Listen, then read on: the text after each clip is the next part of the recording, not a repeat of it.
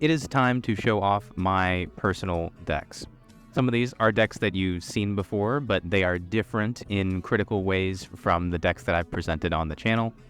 I'll try to discuss more about why I made those differences and link the deck lists in the description below. Still, more of these decks are decks that you have not seen before.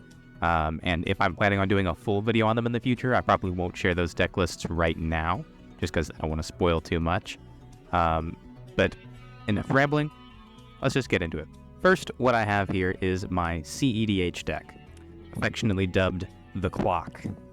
Fun story about this is that during a Commander game night, we sat down and played a few games, and at the end of the night, we only had enough time to get in one quick game before one of our people had to leave. And so everyone said, okay, we're going to bring out our fastest decks, and I brought out this. It is led by Thrasios and Tymna. As far as the CEDH meta is concerned, it's a little dated, but it still does just fine. And I know this because the reason it got its name is because I was feeling so confident in my deck before I had even seen my opening hand that I pulled out my phone, set a timer for 5 minutes, set it on the table, hit start, didn't say a word. I am resolving my Thoracle consultation as the timer reached those last few seconds. 3, 2, 1, I win. So, this deck is named the Clock for that reason.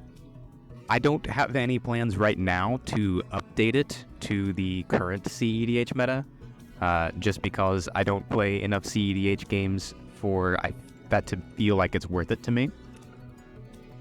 Though I have been playing more games more recently with it, so who knows? We'll see. Next, what I have here is Joda, the Unifier. And this version is so much scarier than whatever version you are familiar with playing against.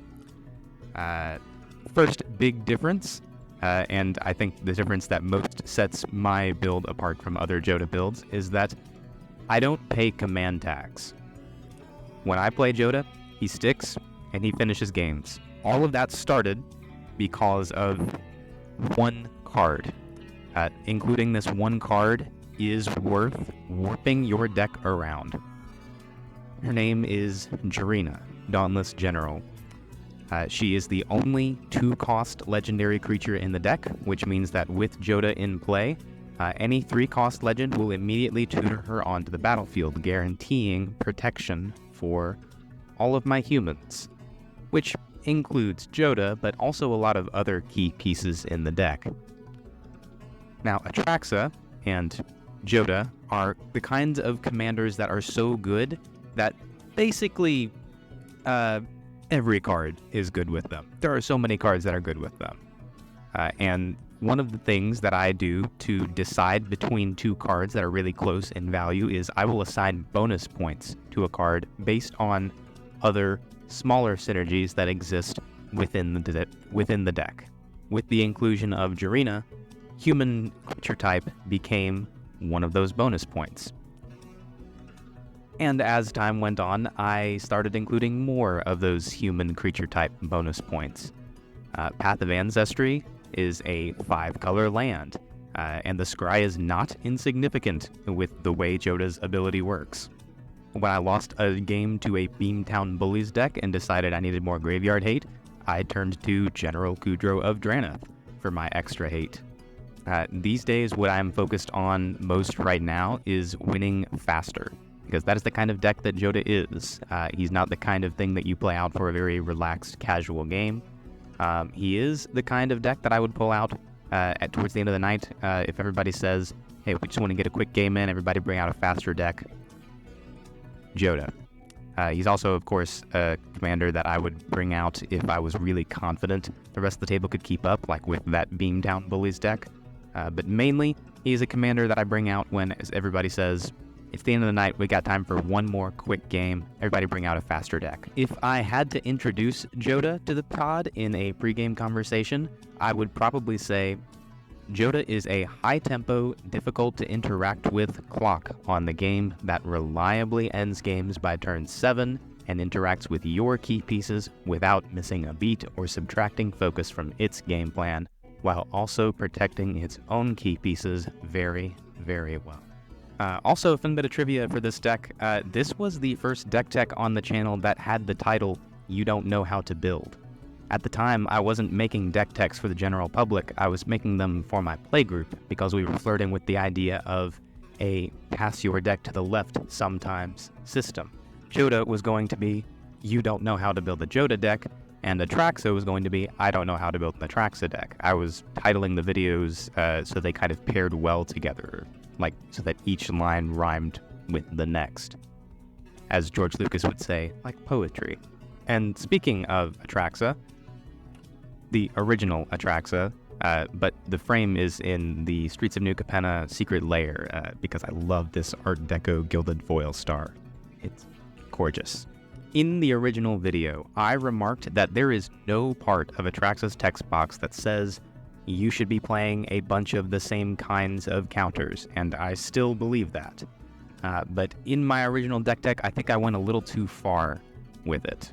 I have since come around to the idea that there are two kinds of counters that Atraxa wants you to be playing more than any other kind of counter. First is +1/+1 counters, because Atraxa is a creature that has lifelink, and lifelink is an ability that scales to the power of that creature. Having a guaranteed creature in your command zone that loves +1/+1 counters is a good sign that you should be playing +1/+1 counters. But the second kind of counter, as if that wasn't enough, that Atraxa wants to run are poison counters, specifically on infect creatures, because infect is also an ability that scales to the power of the creature. So not only can you proliferate the poison counters, you can proliferate on the power of your infect creatures to give them even more poison counters. There are plenty of games where I don't even need to play Atraxa to be able to get people up to 10 poison very quickly because of the synergies between these two mechanics. So while I still run a lot of different counters in this list, these days I am moving more and more towards +1/+1 counters and poison counters. As far as upgrades are concerned, I'm not really looking for proliferate sources. I am looking more for initial sources of counters and for more card draw. If I had to summarize how I would introduce her to a new pod, I would say the biggest volume of counters is in +1/+1 and poison, but overall, my Atraxa is a constellation of the best counters in these colors that will take 8 to 10 turns to win and is pretty passive on interaction. Next is a new one. I have not made a video about her yet because she is so new, so don't expect a deck list yet. I will be talking about her in the future though. It's Daa the Restless from the new Modern Horizons 3 precons. Even as an unmodified precon, this deck is disturbingly powerful, the kind of powerful that makes you question whether or not there really is anyone at Wizards of the Coast playtesting these, because of those 4 precons, there is no comparison, I promise. I went over to a friend's house and we played all the precons together. Very first time playing this, I cast Tempt with Mayhem on Omo's Harmonize, got everybody at the table to copy it, ended up drawing 12 cards. With that 12 cards, on my next turn, I played Daa, discarded to hand size, dropped 4 Goyfs, and one of them was Pyrogoyf. I bolted the Eldrazi player for over 30 damage on turn 5 without having to go to combat. And then later, when I got the deck for myself and upgraded it minimally with not even a serious analysis, just general thoughts about what kinds of things the deck really wanted, it was closing games on turn 5 and 6 very reliably. Putting any actual thought into this is terrifying. I definitely plan on doing a video on this sometime in the future, where I'll show off some really sweet tricks with it. But for right now, some thoughts on it that might interest you, in the style of some Mark Rosewater teasers. First teaser. Mill is a trap. In fact, I think there is, off the top of my head, only one card in the whole deck that mills or says mill anywhere in its text box. I could be wrong about that, that's just what I remember. Hint number 2. I think there is only one Planeswalker worth running in the deck, and she wasn't in the precon. Number 3, likewise, I think there is a single Kindred type card in the deck, and it wasn't in the precon.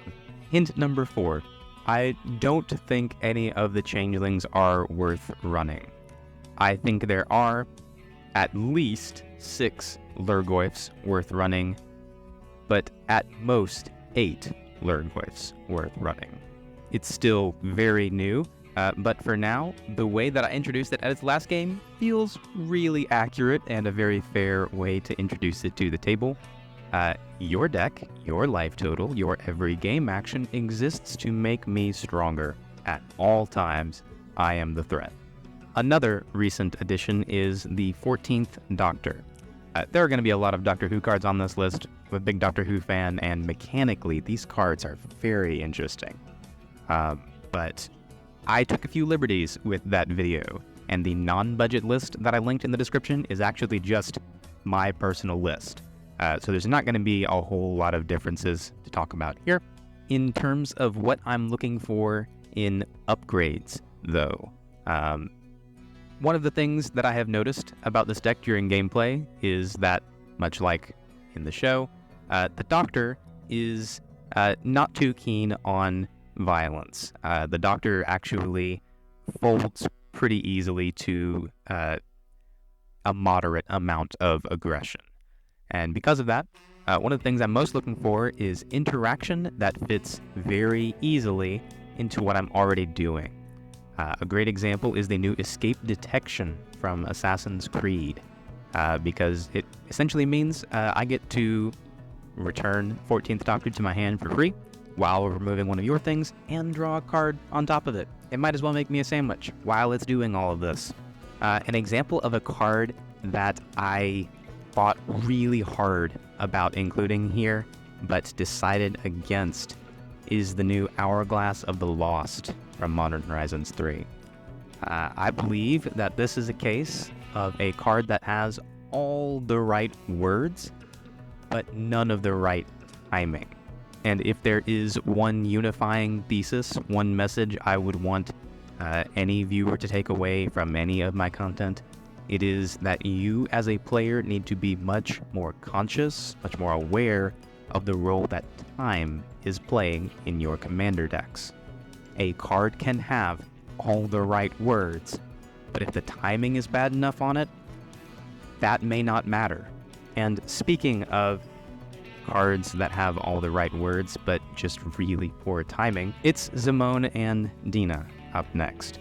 This actually started as a patron build. I didn't have too much interest in it before. I love the Sultai colors, but could never find a commander that really spoke to me until I built this for a patron and had so much fun with it, I had to build it in paper myself. And in that deck tech, I made a very controversial cut that a lot of people disagreed with, and for good reason. I still believe it was the right call to make that cut, but maybe I'll take a little more time here to more concisely explain why I think it was the right call.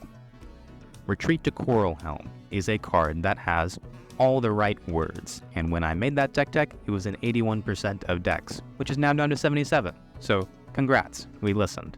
But the fact is, Retreat to Coral Helm requires a minimum of 2 disposable creatures the turn that you play it in order for it to be useful at all. And the more disposable creatures you have in play, the better it is. But Zimone and Dina does not reward you for playing creatures. She requires creatures in order to activate her ability, but the setup cost is in terms of creatures and lands. The payoff is just in terms of lands. And a lot of the key pieces here care about land count, not landfall. Nothing about this strategy wants you to invest in a creature-specific board, only in lands. And instead of taking detours to develop my creature presence, I am looking for ways to interact that leave behind a creature, ways to draw cards that leave behind a creature, and ways to put non-basic lands into play that leave behind a creature. Essentially, what that means is that the only time that Retreat to Coral Helm is good in my version of the deck is when Field of the Dead is in play. And that cannot be my justification for playing Retreat to Coral Helm. Instead of playing those cards, just play more ways to put non-basic lands into play. And that's actually the first big difference, and really the only big difference, between my deck and the deck that's in the video. My deck is much more aggressive in developing its mana. And because of that, it is very difficult to interact with. Commander format is not well equipped right now to handle lands decks. But as I said, we're more aggressive with our mana. We're cutting basic tutors for ways to put non-basics into play, including the all-star here, Omen Path Journey. Since Modern Horizons 3 released, I can actually run 14 gates in here. Yes, there's technically a 15th gate, but I think it's really bad. With the 14 gates, though, I could play Omen Path Journey and find 4 gates plus Field of the Dead, and even if it's removed before I get my first land off of it, I'm still in a position to win. I'm still have 10 gates in the deck. I'm equipped to win off of that. If I had to introduce this deck to a pod, I would tell them, this is my lands deck. It is difficult to threat assess against and difficult to interact with by definition, but it's pretty light on protection, so if you can disable it before I try to win around turn 8, then you earned it. Now let's take a real break. If I had thought ahead enough, this would be a proper Q&A. Maybe we'll do something like that around 5,000 subscribers. But for now, I think I could just answer some Reddit posts. How many decks is too many decks? I think that decks, like children, need to be fed, need to be cared for, and need attention. If you are not able to provide all 3 of those things to X number of decks, then X is too many decks. The reason for why there is such a thing as too many decks is twofold.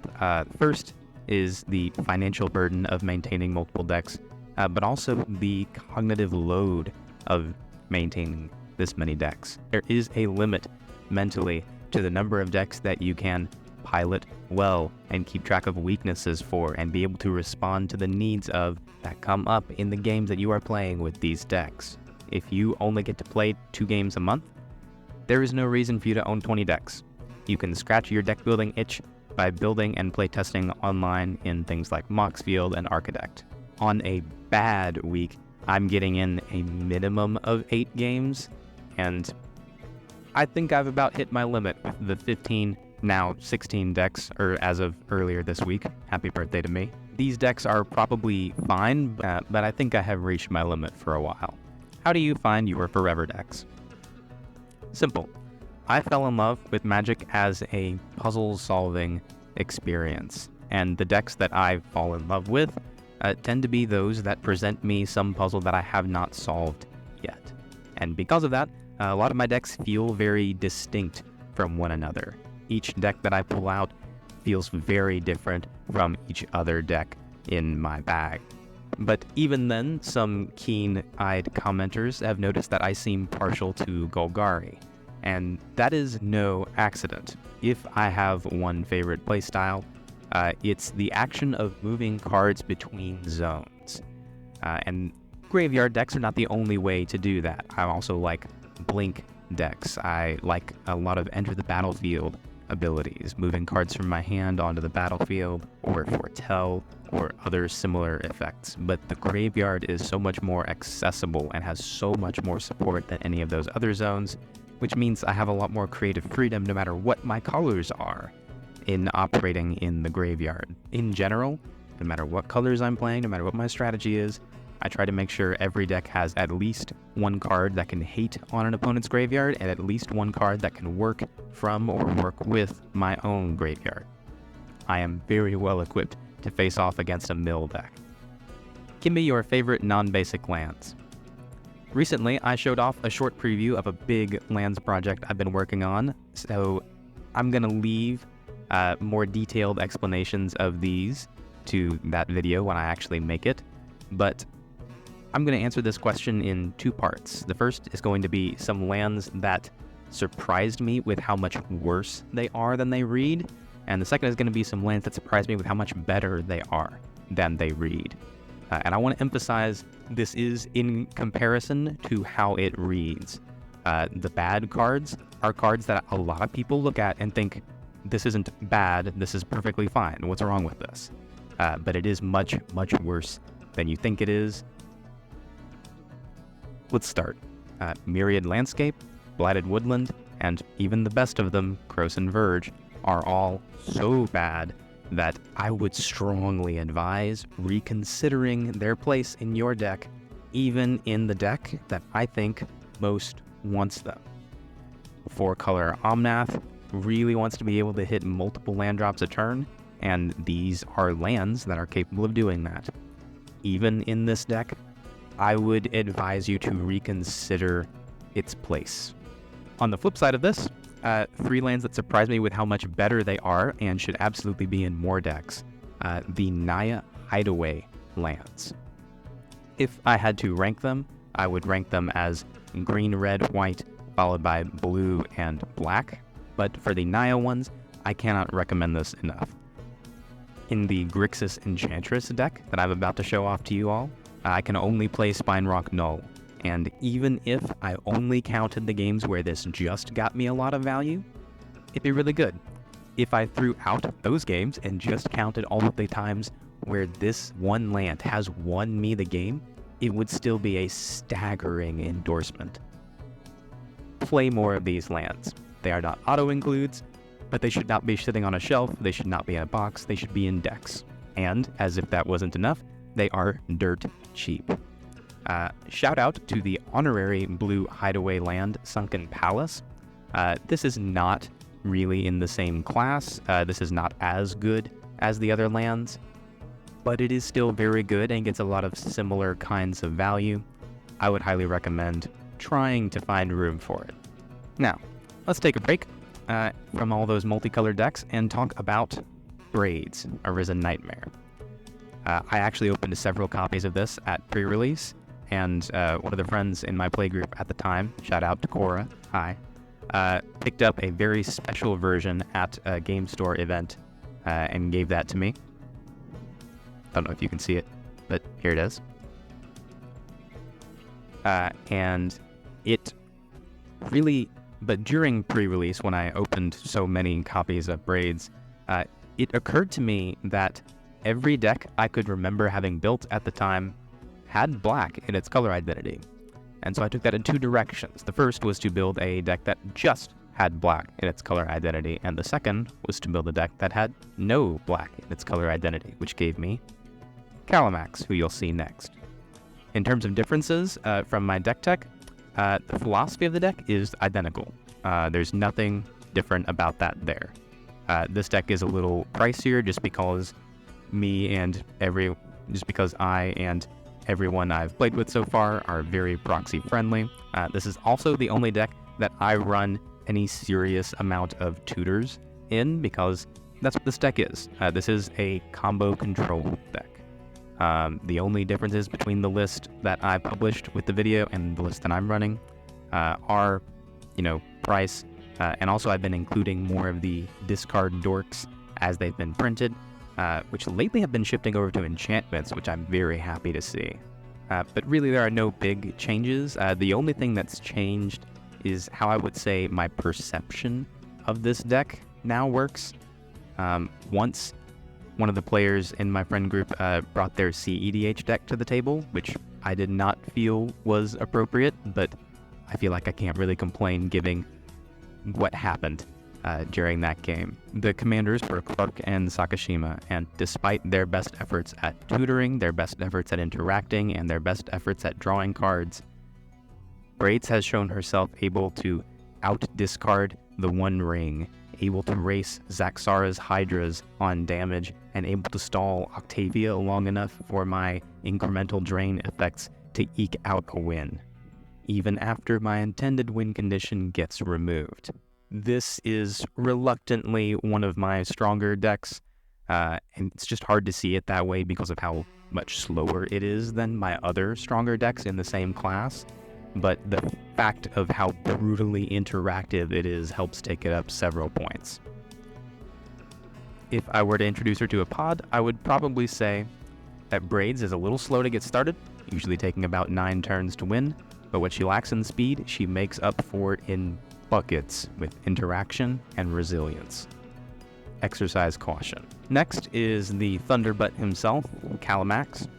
Kalamax is so much fun. As I said, this was my first memorable experiment with something that didn't have black in its color identity. I think in my initial deck tech, I said I would have called this an 8 on the power scale. I have changed my mind, but I also understand why I called it an 8 back then, because when you are piloting it, it feels powerful. I feel like I'm holding lightning when I am playing this deck. But the reality is, it's probably not actually that. If you can take him out early, it is a significant setback for me. I wouldn't call this a glass cannon, more like a glass vise. It has a very tight, yet simultaneously very fragile grip on the game.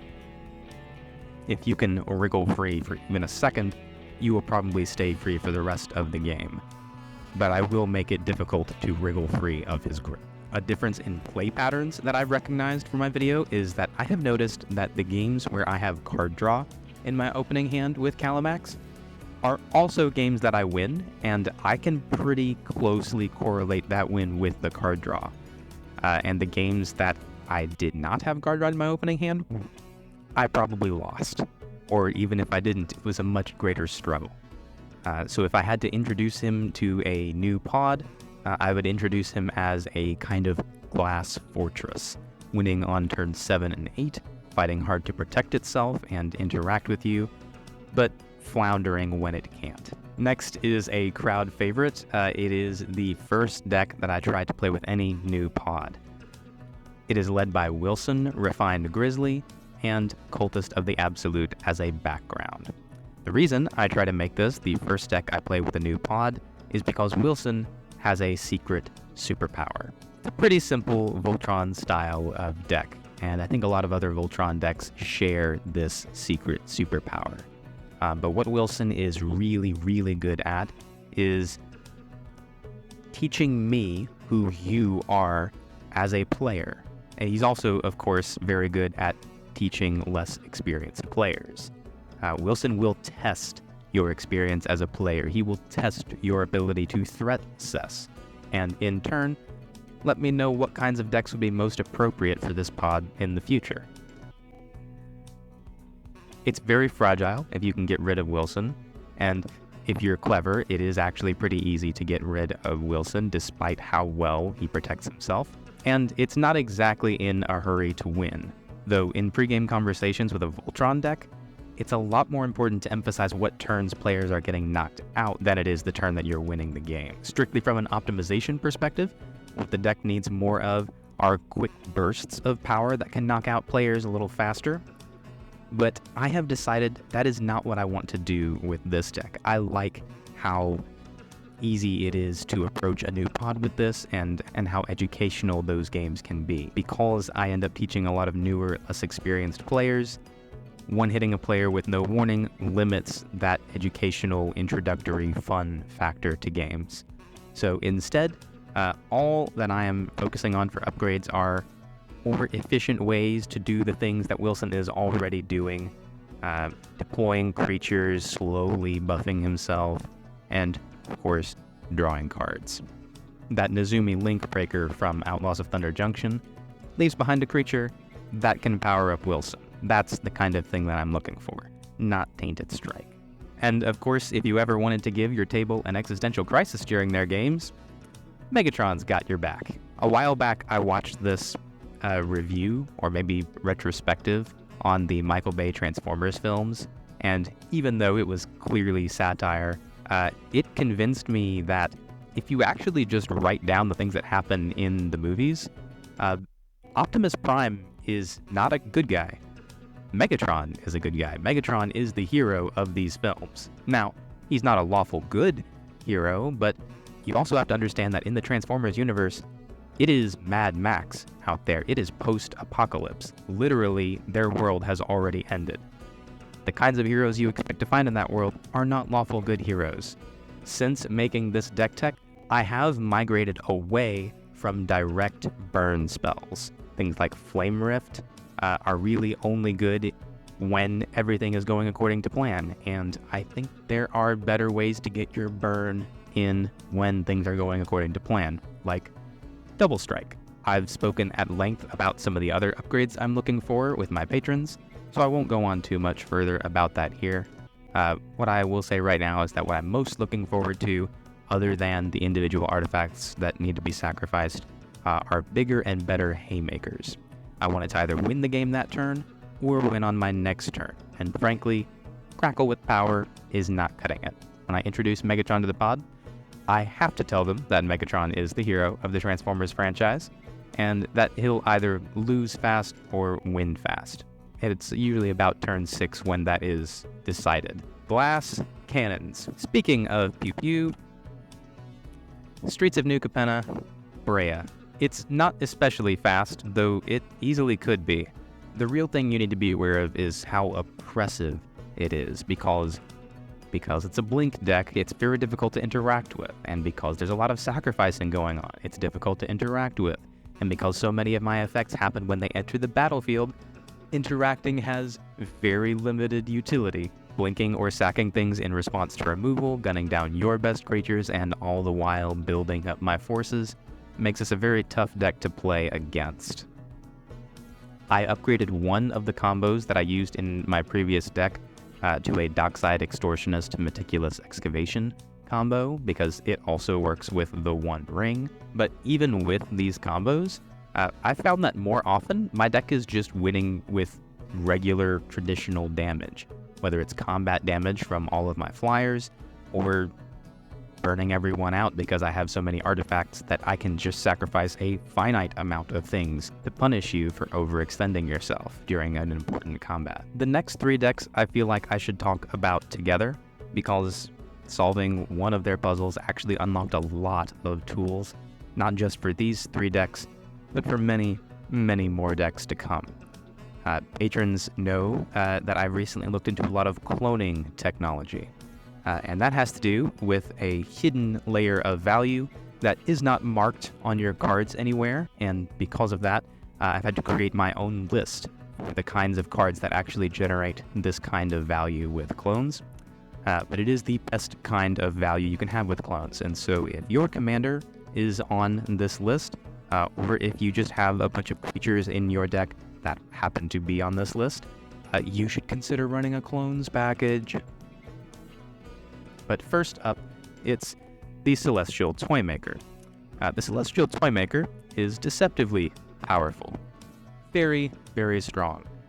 Do not believe that this is just a fun little mini-game deck where I'm playing around in the sand with my fun little gimmicks.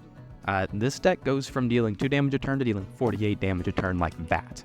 The whole ethos is around clones, because there aren't a lot of effects that actually work with the Celestial Toymaker's ability, and in fact, the Magic community seems to be a little confused about what kinds of effects actually work with the Toymaker's ability.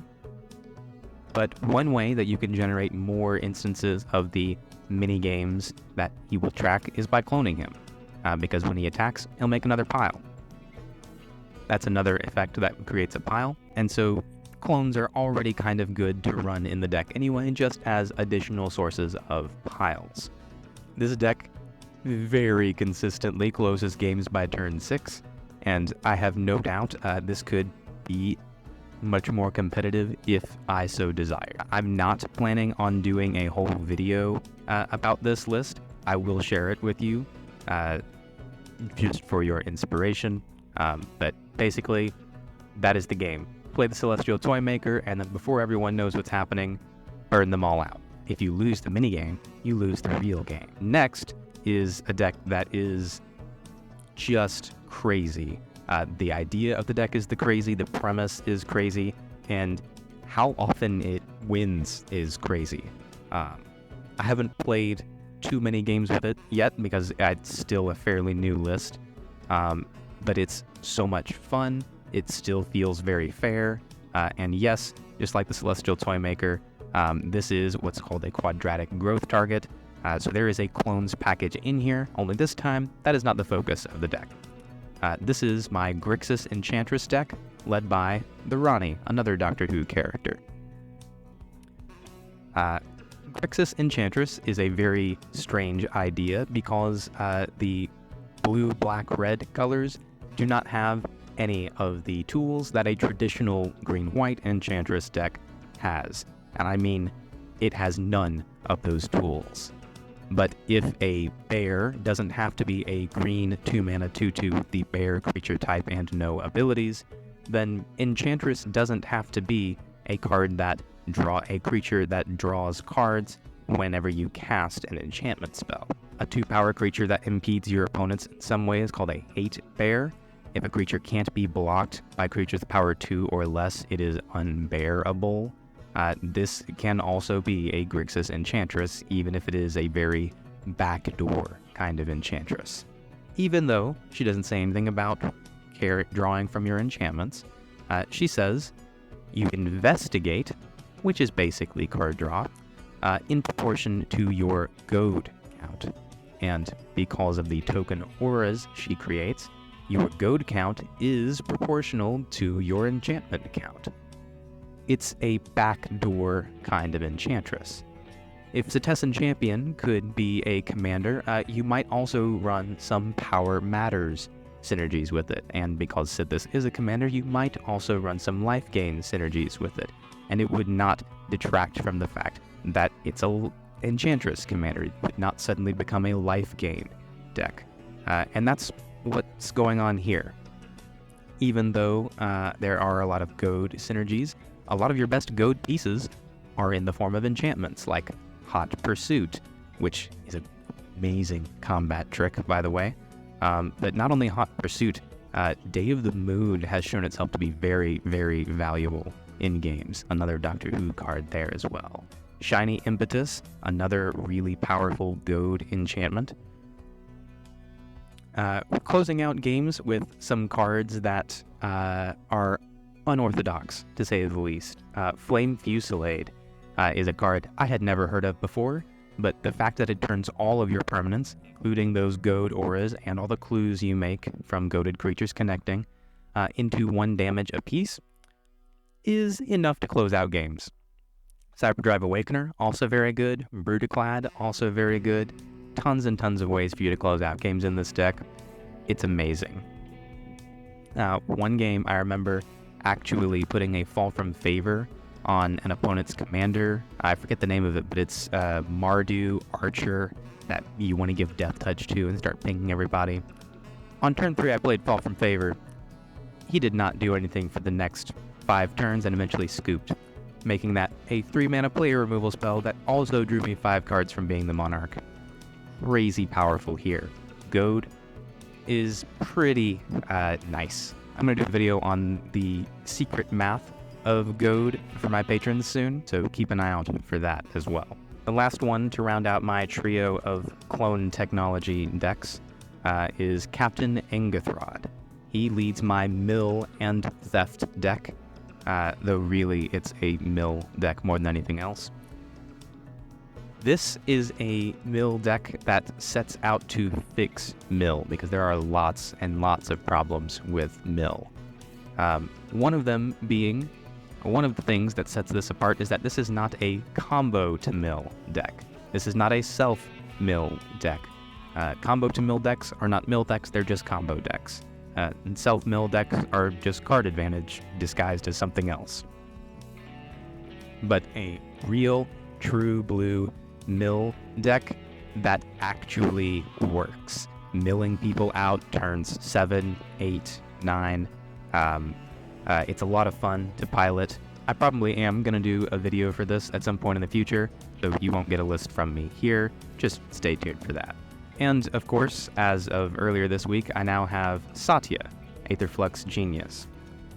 This is probably going to be the biggest beneficiary of my cloning knowledge, since that's what this deck is really about. Have not gotten a chance to actually play with it yet or make any changes, so this is still the unmodified precon.